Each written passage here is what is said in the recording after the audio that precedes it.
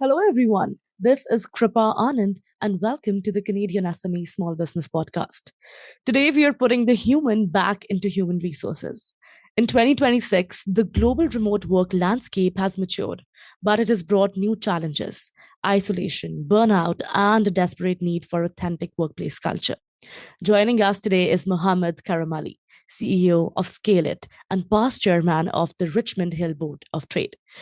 Recognized as one of Canada's top 100 entrepreneurs, Mohammed has spent years transforming how businesses build and manage high performing teams. From founding Skytech to launching the award winning Well at Work program and decades of experience in coaching sports, from kids hockey to training black belt students in Taekwondo. He is a leading advocate for placing wellness at the core of business success. So, before further ado, let's welcome this special guest. Mohammed, welcome to the podcast. Such a pleasure to have you with us. Thank you, Kripa. It's a pleasure to be here. Thank you. Now, Mohammed, you've seen the evolution of the workspace from, executive office suites to global remote staffing, and you've identified some major cracks in the traditional HR model that we see out there, right? So let's start the conversation by understanding from your extensive experience, what is the biggest HR challenge today, and why outsource talent in, office management is the conversation of the hour. Yeah, thank you. I think that's a great starting point. I feel like it's not so much a problem or cracks that we're having really. It's more like ready for the evolution, right? For the next step, for the Mhm. next phase of how businesses and people are really starting to work and engage in what they consider to be their work style or lifestyle. And with that comes change that everybody really needs to make, right? So Yeah. over the years, what we've noticed is take for instance, I mean, if you're building your own house, you could be a great architect, but that doesn't mean that you're going to be great at building the staircase in your house or painting the walls. So with many companies, they might be great at engineering, they might be great at one service or another, but Mhm. the question that management really needs to ask itself is that is one of its core competencies really managing people? And quite often, it's not until we have a knack for it, or unless we study it, that managing people really requires. It's becoming more and more specialized, and Yeah. that's just because the the population or the group of people that are out there now as part of your workforce are so diverse. There's so many different needs, so you really need a specialist, and that's why outsourcing something like your HR or your staffing to people who really focus in on that becomes a Mhm. huge advantage. Working through a partner rather than through a division of a company, if you know what I mean. No, definitely. I think, moving away from the overhead of traditional HR, it genuinely allows a business to focus its energy on, the growth while experts handle the complexities, of the modern workforce out there. That's great to know. Thank you so much for, sharing those insights. Now, we can't have this conversation without mentioning artificial intelligence. It's not even a buzzword anymore, right? It's literally everywhere. So let's explore how AI is, reshaping the work, the way that we work and, manage teams as well. So go ahead and explain how exactly would you envision AI, reshaping HR, and what exactly should leaders out there do to prepare for it? Yeah, I think you can't go around much talking without talking about AI today. But frankly, I think AI has been around for a very long time. Yeah. It's just, again, the evolution of it, the kind of phase that we're in is just a little bit different. So how we work with it just starts evolving. If you can think back to the times in math class, once upon a time when you had a scientific calculator, well, that was a form of artificial intelligence helping you to solve an equation, right? Without having to do all the work necessarily. You hit a button and there's your answer, right? So Yeah. it's been around for a while. And I'm going to really keep my perspective on AI simple. I'm not a tech person, but when I look at people, I feel like number one, there's a lot of unknown. Like AI is really kind of coming into its own right now. There are things that we think it can do, Yeah. that we watched movies about that tell us it can do this and do that and take over this way and take over that way. So there's an unknown, and then there's also fear. So fear, unknown, really starts breeding a whole lot of speculation. The fact is that AI at the end of the day, like so many things, is a great tool.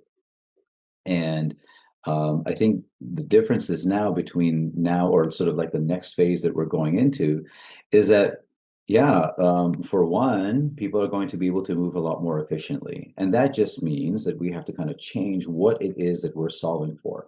Before, for example, somebody had to sit there and actually do the typing of a Yeah. paragraph or do the reviewing. Well, now you might not have to do that so much, but as a result, now you can do something else. And what that really means to me is that people are going to have great opportunities to really grow. And I think growth now, if you talk to modern day workforce, it's a big ask. It's people want to grow. So AI is just going to help that grow a lot more. And I think if we approach it that way, both from a management point of view and a staff point of view, we can go forward, in that sense. Right. Certainly, some managers think of it, yeah, as replacing people, but I think I was that's a about to little touch on bit. that. Yeah. Yeah, absolutely. I think Yeah. it's a very obvious question. People are saying that you got AI'd, or something like that. And I think that's a misunderstanding really on the part of managers that really use that kind of language. Hmm. If a manager or somebody like that starts speaking like, I want to AI somebody or I want to AI this person out, that manager really have to think about when they're going to be next. Hmm. So if we start approaching it with like that, yeah, let's replace people mentality, yeah, sure, it's going to catch. It's Yeah. scary, so it makes the news. But at the end of the day, I think the people that are always going to look to grow up and learn will thrive. And I think that's if we approach it with that mentality, AI, no matter what position that we're in, is going to be very helpful to us. That's a very well balanced answer. So, good play there because the first part of, your answer focused more on the automation part of AI, right? That a lot of companies are using in their workflow. But then I was about to touch on addressing the elephant in the room, right? That to an HR leader specifically, that people will they get replaced with AI? But you answered that very beautifully. So thank you so much for that. Now, moving ahead, Mohammed, let's discuss how workplace wellness is, evolving into a meaningful business priority today. So firstly, please go ahead and explain from a layman's perspective that what is this workplace wellness program? Well at work, where did the idea come from? How did the conversation start? What's the story there? Go ahead. Yeah, this is like a huge passion of mine. It's been, Uh-huh. I realize, naturally for a long time, but now it's really come into its own. So, the quick story behind it is that Scale It works with a completely 100% remote team, right? So as a result, our staff face all of the challenges that remote, workforces face. The key one being the isolation of our people in their places, and we Mm-hmm. wanted to create an environment where we really felt a high level of engagement. That's really all we were after at first.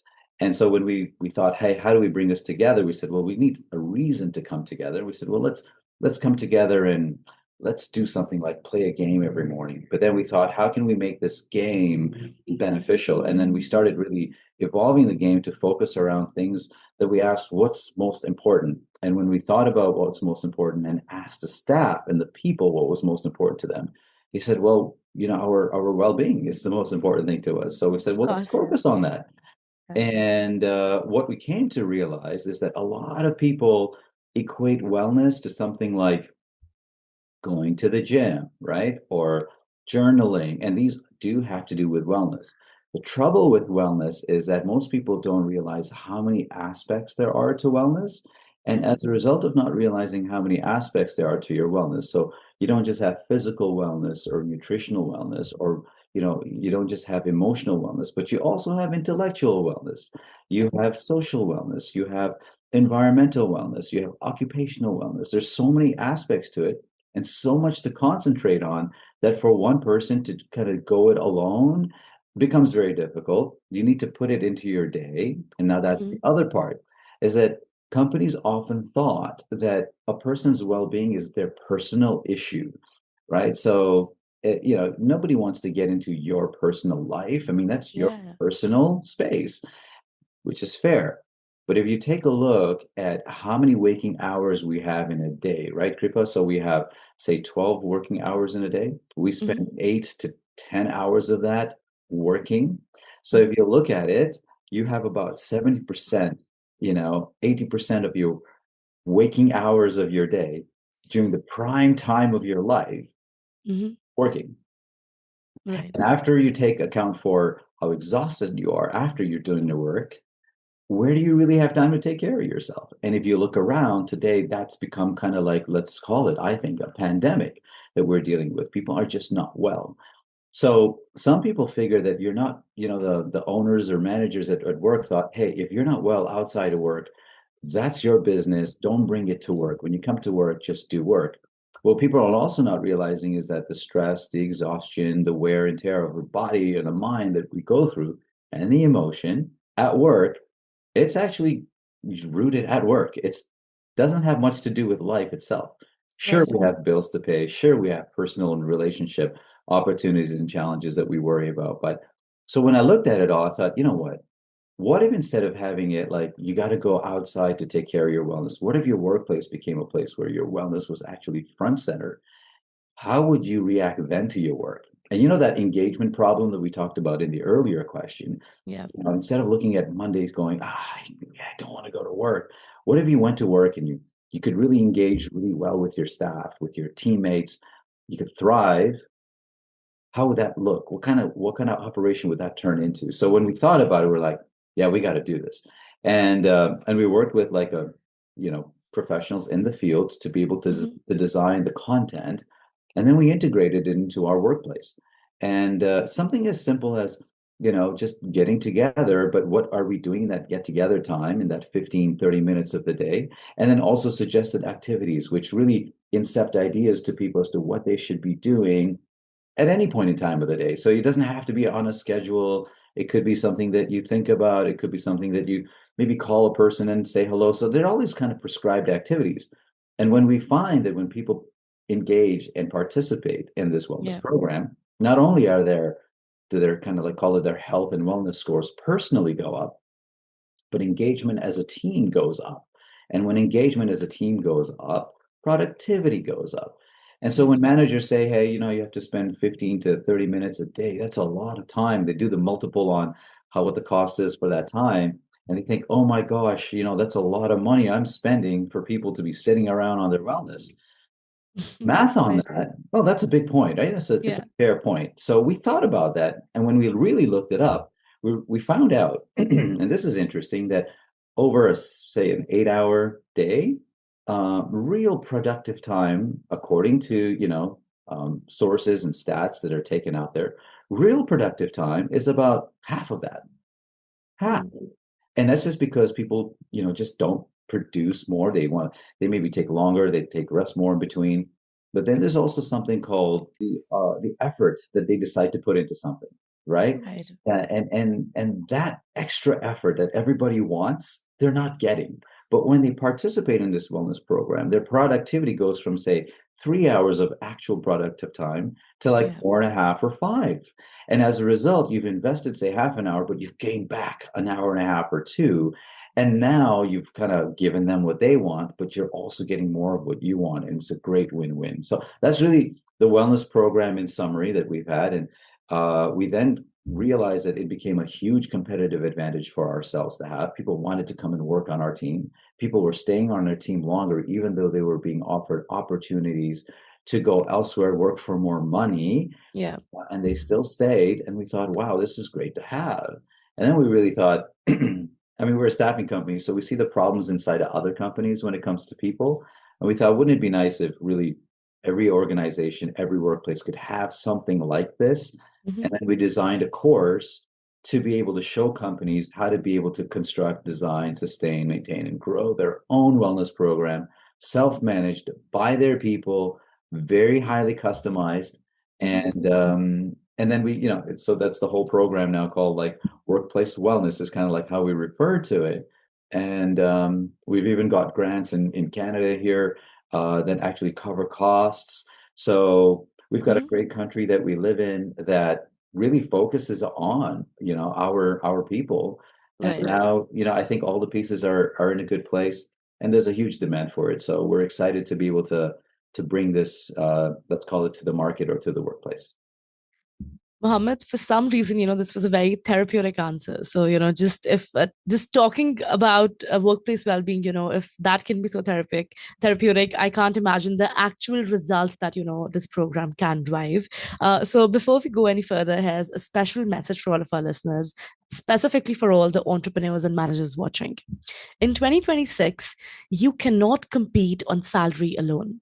Your talent is looking for an environment that supports their mental and physical well being. Burnout isn't just a personal issue, it's a massive drain on your bottom line. Muhammad's success with Scale It proves that when you prioritize the human being, the productivity follows. Use the grants available for programs like Well at Work and stop trying to fix your team with pizza parties. Build a culture where people actually thrive. Coming back to you, Mohammed, I completely agree. Shifting wellness from a perk to, a core performance strategy, that is the secret to, soaring retention rates and higher performing teams. Love this answer. Now, moving ahead, let's look at the difference between leading people and, simply managing tasks. So, how exactly would you, describe where you draw that line between actual leadership and just, assigning tasks or just, ticking up the check boxes? So, what's your take on that? Yeah, I think it's talked about quite a bit. I went to I studied business in university as well, and one of the things they cover is management. So you think Mm-hmm. about management, and since we were young, we think, hey, we want to grow into management, and getting that manager title meant so much, and it really does. It means that you're being trusted with people, right? Um, I think it took a while to mature, and I feel like a lot of people who are managers can be good managers even, and not necessarily even have to be leaders. So I Yeah. think that's the other point, is that I think the word management shouldn't really get trampled on so much. Like, management is a good thing. There are such things as good managers. They do not have to be leaders. Leaders sometimes get involved in other things like, say, vision and so on and so forth, right? So, Yeah. but I think sometimes when we say management, like, we feel like it's kind of like the other side, like the enemy. But typically I feel like the big difference is that, like, some managers really do lead as well on some level. And if I had to bring it down to like one thing, I feel like the analogy that I would use is, or the metaphor that I thought about this was like, a manager sees a person, I feel like, at like a battery, right? Like, get as much Hmm. out of this as you can Yeah. possibly Yeah. get, because you have so much pressure already to balance your, we call them human resources, right? Like a battery, like really just get as much out of these batteries as you can to be able to power this engine, right? And I feel like that's really kind of like how the view on management goes. People often talk about being looked upon as a number, right? Not as a person, right? So I feel like that dehumanization of a person takes place. And that part is a part that really kind of fails management more than anything else. You could Mm. literally be doing the exact same thing that you're doing with just a different take, a different approach, maybe a little more empathy or whatever. And now this person's not a battery anymore. This person's a person. But I feel like the leaders really go one step beyond that. And they really say, look, this is not a battery. They treat a person more like a tree, right? And I think, like, okay, this tree needs to be, it needs to be on some good ground. It needs to be nurtured. It needs to be fed. But instead of getting power out of this battery, you're going to get fruit out of this battery, this Right. tree, excuse me. And then this tree could also blossom to such a point where batteries don't produce more batteries, but trees can produce more trees. So Yeah. instead of thinking about a pack of batteries, you're talking about a field of trees. And kind of like the same idea of kind of taking things back down to earth, and really personal growth of these people. I feel like that's really a big difference. And then obviously leaders, they have to have more, they have to have greater connection to greater visions. Like, management tends to look from where they are, like, downwards, whereas leaders kind of look everywhere, right? So that's kind of like the, Yeah. the way I would position it, if that makes any sense. Yeah. Well, definitely, love the analogies that, you threw in there. True leadership is definitely about, creating the structured support systems. And you said treating humans as humans and not as a battery or a machine. I'm loving this conversation, Mohammed. And, I'd love for you to be back on the podcast hopefully an in-person episode that we do next time. But for now, before we let you go, if there's one final piece of advice that you have for, all the listeners, specifically in leaders role, who are dealing with burnout and, disengagement with a lot of things going around, what is that one thing you'd like to tell them and why? Well, I would tell them you can do this. I think they're very Yeah. frustrated. Yeah, leaders or people who are running workforces that are burnt out. I think the point to them to say is that, listen, you're not bad. You're doing your best, Yeah. and you're closer than you realize. They've tried solutions. One of the thoughts was that I've done wellness, I've done the pizza party, I give them opportunities to go out on retreats, and yet nothing changes. Yeah. What's wrong with these people? So those that are really frustrated by with a burnt out team, I would really say to them, you're a lot closer than you look, than you feel. It's just really a matter of trying things that are known to work. Uh, and yeah, the modern workforce is not like the old workforce where you just beat them and beat them, and their goals are kind of like different. People Mm. don't want the same things anymore, and for good reason. So yeah, I would just tell them, you're a lot closer than you think you are, and call me. I'm ready to help you with it. Perfect. That is a great reminder that the core of every successful business is the well being of the people who run it. And, I personally believe this as well, that people are any organization's biggest asset, right? So thank you so much for joining us, Mohammed. And finally, please go ahead and share where can people, contact you directly? Just share your LinkedIn. Yeah, like I'm on LinkedIn. You just look me up. I'm sure you can also kind of share it as well. But Scale It is spelled Skailit, so it's a little bit of a different spelling to it. So scaleit.com. Yeah, just look us up or look up Well at Work, wellatwork.world. And we really want to bring this to the world. So that's our domain name. Find Uh-huh. us online and different sort of social media platforms. It's easy to connect. Give us a call and just we're just looking forward to making a big difference. That's beautiful. We'll mention all the links in the description down below, so you can check that out. That was Muhammad Karamali from Scale It, a vital masterclass in how placing wellness at the core of your leadership strategy is the only way to scale a high performing team in 2026. So, to all the listeners, thank you so much for tuning into the Canadian SME Small Business Podcast. Be sure to subscribe and visit CanadianSME.ca for more resources. And lastly, a very special thank you to our podcast partners, UPS and ADP, our HR partner, for their ongoing commitment to empowering small businesses across Canada. I'll see you guys in the next episode. Kripa Anand signing off.